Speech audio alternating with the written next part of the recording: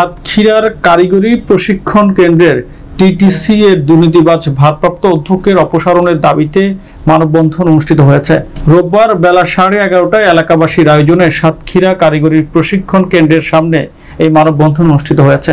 মানববন্ধনে ইউসুফ আল আজাদির সভাপতিত্বে বক্তব্য রাখেন স্থানীয় গ্রাম ডাক্তার রতন দাস, সাতক্ষীরা নদী বন ও পরিবেশ রক্ষা কমিটির সাধারণ সম্পাদক মোহাম্মদ মফিজুর রহমান, স্থানীয় মুক্তিযোদ্ধার সন্তান কামাল হোসেন, মোহাম্মদ মাসুদ হোসেন, ডাক্তার মহিবুল্লাহ, আব্দুর রশিদ প্রমুখ।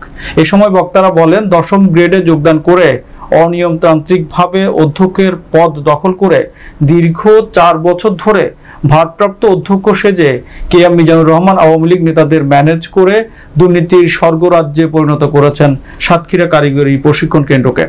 এসব করেও দিব্যি বহাল তবিয়তে চালিয়ে যাচ্ছেন তার সব অপকর্ম। বক্তারা বলেন, তার খুঁটির জোর কোথায়? এত দুর্নীতি করেও সে কিভাবে পার পেয়ে যাচ্ছে? কারিগরি প্রশিক্ষণ কেন্দ্রে যে অনিয়ম দুর্নীতি হচ্ছে, সেই দুর্নীতিতে আপনাদেরকে বলবো যে দুর্নীতিমুক্ত এই প্রশিক্ষণ, কারিগরি প্রশিক্ষণ যেন হয়, সেটা আপনাদের কাছে দাবি রাখি। কিন্তু আমি ম্যানেজমেন্ট সাবজেক্ট নিয়ে আমার গ্রাজুয়েশন কমপ্লিট, আমি ফার্স্ট ক্লাসে পাস করছি, আমি গ্রাম ডাক্তার হিসেবে 4টা ডিগ্রি করছি, সব থেকে আমি ফার্স্ট সেকেন্ড। আমার আব্বা আম্মা বলে যে বাসা তোমার তো সব জায়গায় ফার্স্ট সেকেন্ড, তুমি কেন এখানে সুযোগ পাও না? আমি বললাম যে আব্বা আম্মা, এখানে আমাদের মতো সুযোগ হয় না, এখানে সুযোগ হয় যাদের হেলার জোর আছে।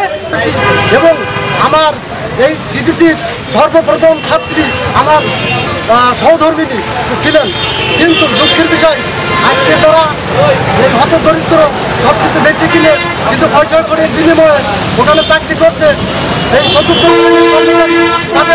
তাদের পেটের ভিতরে যে 1 মুঠো ভাত চলবে, সেই বেতনটা পর্যন্ত তারা দেয় না। আপনাদের এখানে এসেছি, এই জন্য এসেছি যাতে করে আমাদের এইখানে, আমাদের এই প্রতিষ্ঠান, এটা তো কারো ব্যক্তিগত না, এটা জনগণের প্রতিষ্ঠান। এই জনগণের প্রতিষ্ঠানের দুর্নীতি 5 তারিখের পরে থাকবে, এটা আমরা আশা করি না।